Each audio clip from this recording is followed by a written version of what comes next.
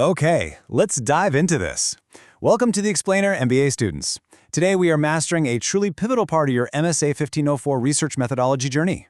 We're talking about Chapter 5. Think of Chapter 5 as the ultimate bridge. It takes all that intense, hard work you've already put into your literature review and structures it so you can build a genuinely rock-solid methodology. Without a strong Chapter 5, your proposal, well, it's really just a collection of ideas. But with it, you got a foolproof blueprint.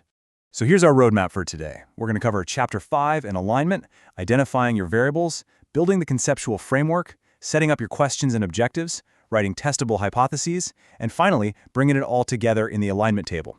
And to make this super practical, we'll be using a single continuous case study about online food delivery to build out your template step by step. Let's get to it.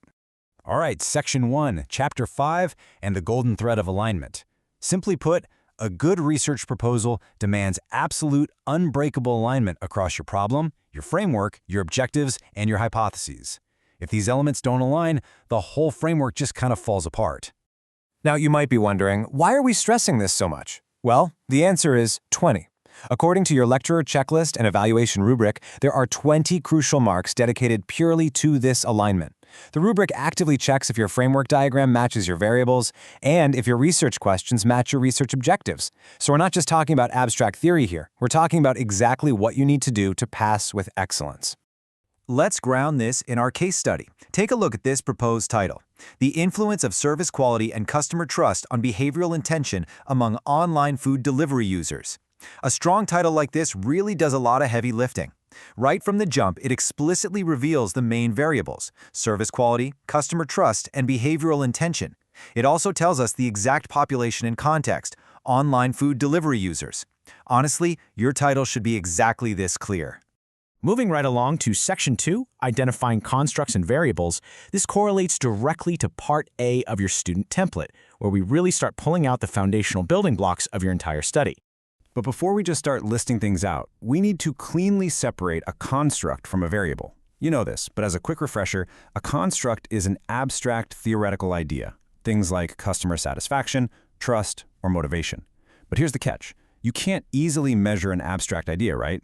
That's where the variable comes in. A variable is the specific, measurable form of that construct that you'll use in your study. It's exactly how you bring the theory down to reality so you can actually test it. And this brilliantly illustrates how we assign roles to these variables. Take a look. Service quality is our independent variable, or IV. It's the factor that's doing the influencing. On the flip side, behavioral intention is our dependent variable, the DV. It's the outcome that's being influenced. But what if, say, this relationship changes based on the user's age or maybe their digital literacy? Well, that would be a moderating variable, something that actually changes the strength of the relationship. Now listen up, because here is the golden rule you absolutely must follow when filling out your template. Every single working definition of a variable has to be based on existing literature. You literally source it from prior validated consumer studies. For instance, measuring service quality using the established ServQual literature. It is never, ever based on your personal opinion. If you just guess at a definition, your methodology is going to lose all its academic validity, and we definitely don't want that. Okay, Section 3. Drawing the conceptual framework. We're now moving into Part C of your template. Once you've defined those variables using the literature, it's time to visually map out the logical relationships between them. Check out the visual logic of this framework diagram. It's incredibly straightforward, but man, is it effective. The boxes represent your variables, and the arrows represent the flow of influence. So here, we see service quality pointing to customer satisfaction, which then points to behavioral intention. That arrow is a claim. It's claiming that one thing influences another. And remember, every single arrow you draw has to be backed by the literature. Now, if we look a little closer at that exact flow, we see a slightly more advanced framework. Here, customer satisfaction is acting as an intervening or mediating variable. Unlike a moderator that changes the strength of a relationship, a mediator explains how or why the independent variable affects the dependent variable. It's that crucial middle step. Service quality creates customer satisfaction, and that satisfaction creates the behavioral intention. Just a quick warning from the grading rubric, though, do not add a mediator unless the literature strongly supports that specific role. It absolutely must be theoretically defensible. All right, Section 4 takes us into Part D of your template, writing questions and objectives. Now, what's really interesting about this slide is how we take those visual arrows from your framework and basically turn them straight back into text. It's a direct translation. Every single arrow must have a corresponding question and objective. Take a look at this exact one-to-one translation. If your research question, or RQ, asks, what is the relationship between service quality and behavioral intention? Well, your matching research objective must state, to examine the relationship between service quality and behavioral intention. It's literally a mathematical translation. If you have an RQ1, you are required to have an identically aligned RO1. Simple as that. And when you write those research objectives, you really need to be pragmatic about your verb choices. The evaluation rubric specifically states that your research objectives must begin with strong, suitable action verbs. We're talking about phrases like to examine, to determine, to identify, to investigate, or to analyze. If you use weak or vague verbs, or worse, if you forget the verb entirely, you're going to needlessly lose marks, which is just a super painful way to drop your grade. Let's move on to Section 5 and see how all of this builds into developing testable hypotheses, which is Part E of your template. Think of hypotheses as testable, predictive statements. They're used primarily in quantitative research, and they basically guess the outcome of the relationships you just defined in your objectives. When you're writing hypotheses, you have to decide on specific language. For example, a directional hypothesis says, service quality has a positive, significant relationship with behavioral intention.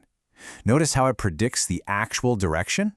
On the other hand, a non-directional hypothesis simply says there is a significant relationship without actually claiming if it's positive or negative. Just a heads up, for this level of business research, directional hypotheses are generally preferred, especially if previous studies already heavily imply a positive or negative effect. And just like our questions and objectives, that golden thread of alignment continues. Look at how Hypothesis 1 is explicitly typed as directional, and crucially, it is linked directly to Research Objective 1. Every single hypothesis must mathematically link back to a specific research objective from the previous step. There is no way around it. You simply cannot introduce a brand new hypothesis out of nowhere if you didn't have an objective set up to investigate it. Which brings us to Section 6, completing the alignment table. This is Part F of your template, and frankly, it's the ultimate stress test of your entire Chapter 5 work. This is the moment where you lay all your cards on the table and see if it holds up. So the crucial point is unbroken continuity. Check this out. Research Question 1 aligns perfectly with Research Objective 1. They both test the independent variable, service quality, against the dependent variable, behavioral intention, with absolutely no mediator. And this entirely 100% maps to Hypothesis 1. If even one element in this row doesn't match the others, your whole research proposal has a critical logic flaw. It all has to click together perfectly. To prevent those logic flaws, Part G provides an incredibly actionable self-check before submission list. Honestly, use this to grade your own work before your lecturer ever even sees it. Step 1, check your title for variables and context. Step 2, verify that your IV and DV roles are actually correct. Step 3, ensure every single framework arrow matches a pair of RQs and ROs. And Step 4, triple check that the literature supports every single variable definition. It's a lifesaver. Remember, changing just one arrow in your framework means changing a variable relationship. That means changing a research question, an objective, and a hypothesis. Your proposal is a deeply interconnected system. Rigorously double-check your template. Follow that golden thread of alignment, and you will absolutely set yourself up for success in your MBA research. So I'll leave you with this. If you change just one arrow in your framework today, will your entire methodology still align tomorrow? Think about it. Thanks for joining me on this explainer, and best of luck with your frameworks.